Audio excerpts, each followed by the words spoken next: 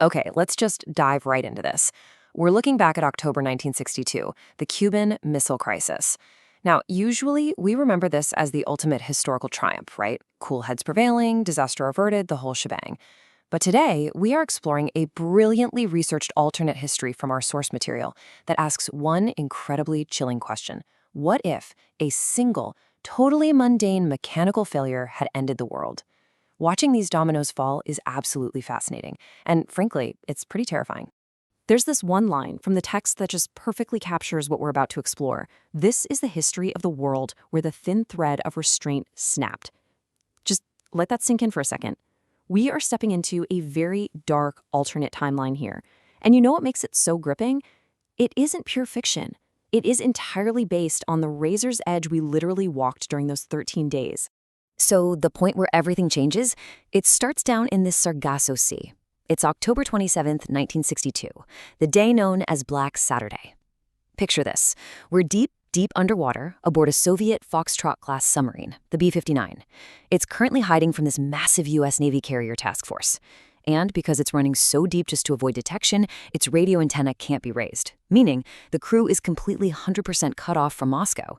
They literally have no idea if World War III has already started up on the surface.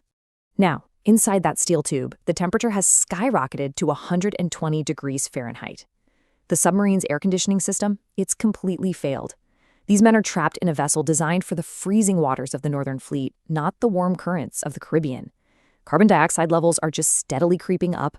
Water is strictly rationed to just a few tiny ounces a day. The crew is suffocating, they're lethargic, and they are pushed to the absolute breaking point of human endurance. And this environmental nightmare is the exact trigger for our alternate history. Right above them, the destroyer USS Beale is dropping practice depth charges. These are non-lethal grenades meant to signal the sub to surface. But inside that pressurized hull, they sound like a lethal attack. In our reality, Second Captain Vasili Arkhipov keeps his cool, argues against launching a nuclear weapon, and literally saves the world. But in this scenario, a pipe shatters, the lights go out, and a severely dehydrated Arkhipov slips on the steel deck and falls unconscious. The one vital voice of restraint is gone. Captain Savitsky, totally convinced they're under attack, orders the strike. Under Soviet protocol, launching these special weapon required 3 keys. With Arkhipov unconscious and unable to veto the decision, Savitsky turns to the political officer, Ivan Maslenikov. Plunged into this eerie, claustrophobic red glow of emergency lighting, swept up in the sheer terror of imminent death, and, a heavy dose of patriotic fervor, Maslenikov nods. For the motherland, he whispers. He inserts his key, and the launch sequence for a 10-kiloton nuclear torpedo begins. Once that threshold is crossed, things spiral out of control with terrifying speed. Boom. At 16:53, the torpedo is fired. Just 30 seconds later, the immense hydraulic shockwave of the blast snaps the keel of the USS Beale, vaporizing the water around it and sinking the destroyer instantly. Over the next few hours, an American U-2 spy plane is shot down over Cuba. By dawn the very next day, the U.S. launches Operation Scabbard. The dominoes are officially falling, and there's no stopping them. Imagine the absolute chaos and shock in the Pentagon when this fragmented message comes through. Flash, underwater detonation, Beale lost, we are hit, nuclear attack. That's the frantic transmission from the aircraft carrier USS Randolph, which was heavily damaged by the blast wave and the electromagnetic pulse. Defense Secretary Robert McNamara, his voice totally strained, has to rush into the White House and report to a stunned President Kennedy that a U.S. destroyer has just been wiped out by a nuclear weapon.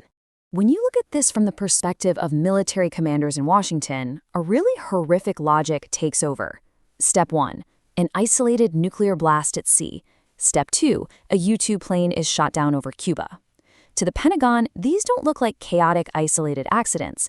Actually, to them, it looks like a perfectly synchronized Soviet opening gambit. Kennedy is trapped. If he doesn't retaliate, his generals argue that the entire U.S. deterrent is compromised, and American cities are next on the chopping block. Feeling like he literally has no other option, Kennedy authorizes Operation Scabbard. Now, this is a massive U.S. conventional air assault. We're talking over 500 sorties crossing the Florida Straits, pounding missile sites and artillery across Cuba. But there is a huge unintended consequence to this. The American electronic jamming and the relentless bombing completely sever the communication lines of the Soviet commander on the ground, General Isa Pliev. He is utterly, completely isolated from Moscow. So why does Pliev's isolation matter so much? Well, it all comes down to pre-delegated authority. Basically, this is the power granted to a local commander to independently authorize tactical nuclear strikes if they are entirely cut off from central command. Pliev can't reach Khrushchev. Through the smoke, he sees U.S. paratroopers and Marines approaching the beaches. He genuinely believes a full-scale invasion is underway right then and there, and so he legally authorizes the use of his tactical weapons. The result is incredibly sobering. The beaches of Cuba were literally transformed into glass. Soviet troops roll out these 2-kiloton lunar rockets. As the first wave of the 1st Marine Division hits the landing zones, these tactical warheads detonate. The sheer heat instantly vaporizes the landing craft, the vehicles, and thousands of men in a matter of minutes. The point of no return? Yeah, it's been firmly crossed. Once American troops are wiped out by nuclear fire, any remaining avenues for diplomacy just immediately collapse. And that activates PSYOP 62, the Single Integrated Operational Plan. You have to understand this wasn't some flexible menu of military options. It was a highly rigid doomsday machine, a program for comprehensive, all-out nuclear war. To retaliate, Kennedy had to authorize this specific plan, which meant an unstoppable, global wave of destruction targeting the Soviet Union, its Warsaw Pact allies, and China, all at once. Meanwhile, deep in his bunker beneath the Kremlin, Nikita Khrushchev receives word of the U.S. strategic bombers taking flight and the destruction of his Soviet forces in Cuba. The madmen have unleashed it, he realizes. We must answer. His face is just hollowed by shock. He knows it's the end.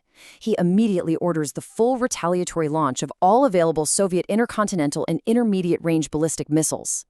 What follows is what's termed the Great Exchange, and it's dictated entirely by cold telemetry, trajectories, and heartless calculation. Surviving Cuban R-12 missiles hit the U.S. East Coast, vaporizing Washington, D.C., New York, and Miami in minutes. The overwhelming U.S. arsenal drops multi-megaton weapons on the USSR and Eastern Europe, erasing Moscow, Leningrad, London, and Paris. Simultaneously, Soviet ICBMs from Siberia obliterate the American heartland. Cities that stood for centuries are simply erased in a single afternoon. The human cost of this exchange is almost impossible to process. 150 million.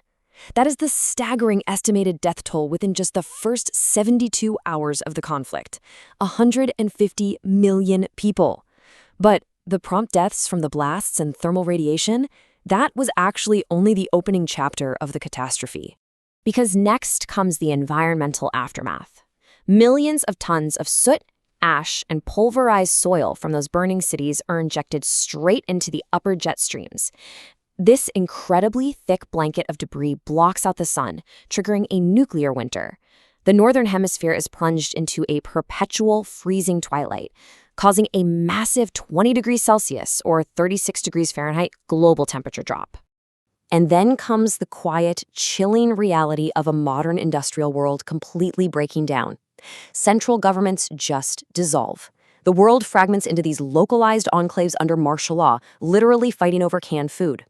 Without basic infrastructure, diseases we thought we'd largely beaten, like cholera and typhus, return with an absolute vengeance. And perhaps most tragically, the freezing temperatures completely disrupt the monsoons in Asia, causing unprecedented agricultural failure and mass starvation for hundreds of millions of people who survived the remote war in the West.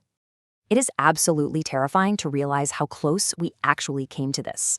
Just look at the margins between our reality and this alternate timeline. In our world, Arkhipov refuses the launch. In this timeline, he collapses and the torpedo fires. In our world, Soviet weapons in Cuba are kept under wraps. Here, Pliev gets isolated and uses them. Ultimately, back-channel diplomacy saved us, but it only took a tiny mechanical failure aboard one suffocating submarine to trigger SIOP 62 and total global destruction. By 1970, this alternate timeline paints a very, very different world. The Northern Hemisphere is basically a silent, skeletal ruin, avoided completely because of lingering radiation. The balance of global power shifts entirely southward by default. Countries like Brazil, Argentina, South Africa, and Australia become the new, albeit heavily scarred, centers of humanity. The entire dream of the modern industrial world simply died in the Sargasso Sea on a hot Saturday afternoon in October. Which leaves us with something incredibly unsettling to think about. If the fate of the entire Earth once rested completely on one exhausted man remaining conscious inside a sweltering submarine, how safe are our systems today? The Cuban Missile Crisis wasn't just a historical event. It stands as a permanent, enduring monument to the extreme fragility of our nuclear deterrence. Please like and subscribe.